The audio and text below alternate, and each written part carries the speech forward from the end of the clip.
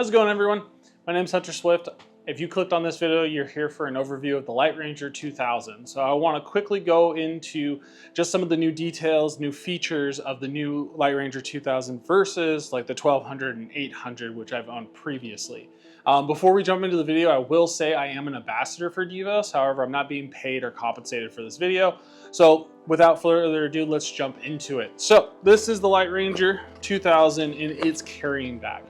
Now, you might think, like, who cares about the carrying bag? But realistically, the old one was pretty, how do you say, fragile.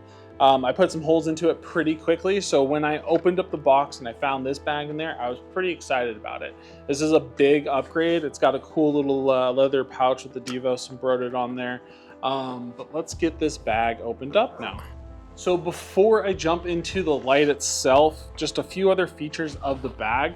What's really cool is that it has this cool pouch on it that holds via Velcro here. It holds the cable's charging brick and the charging cable for the light. This is really useful for one, to keep it around the house. You don't lose it, so that way you can charge at home. Or if you have some sort of portable box, charging box, you can keep it, it's in the bag, it's ready to go. You plug it into your Goal Zero or your Anchor or whatever it might be, charge up your light during the day. So then that way you're ready to go at night. The thing that you'll find are the stake packages, which I have not taken out of the Ziploc even. I haven't had to use them quite yet. But what's nice about these is these can stake down on the tripod, so in case there's wind, or more realistically, you got a dog or kids running around. That way, if they run into it or knock it or nick it or whatever, the tripod won't tip over on you. Now the light. Going over some of the features that have changed from the previous iterations of light, I'll start at the base, and that is the tripod itself. The old tripod was, again, it was a little bit more fragile, just like the carrying bag. I put some pretty decent dents into it from just use, throwing it into the bed of the truck, whatever it might be.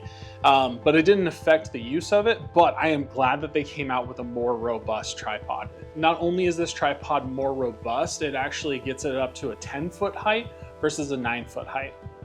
The reason why this matters is that the higher the light up, the more throw that you have. So this actually, the light will cover a distance of about 80 feet at full brightness, but I'll get into that in a minute. The tripod is really easy to just open up. These legs kind of have like a friction piece to it, and those just pop out on you. Now, once the legs are actually opened up, it's just the normal friction locks. Drop that first one down and your lights are already extended.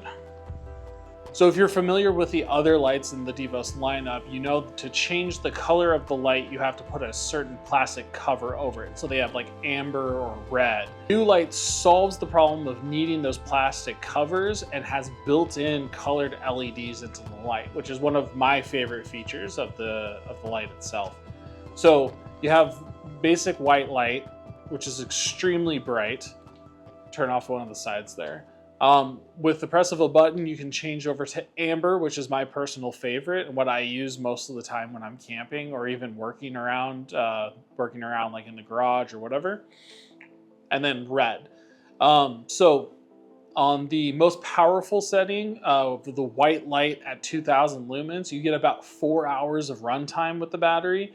With the red light on its lowest setting, you can get up to 45 hours, I believe it is, 45 or 48 hours. Which is an incredible amount of time that you can run the light. Red is super useful for if you are trying to not affect your night vision at night. It allows you to work in an area, but you can still kind of see off into a distance, where white is more illuminating, but it also kills that night vision. Like I said, amber is my personal favorite. It's really nice around like a campfire.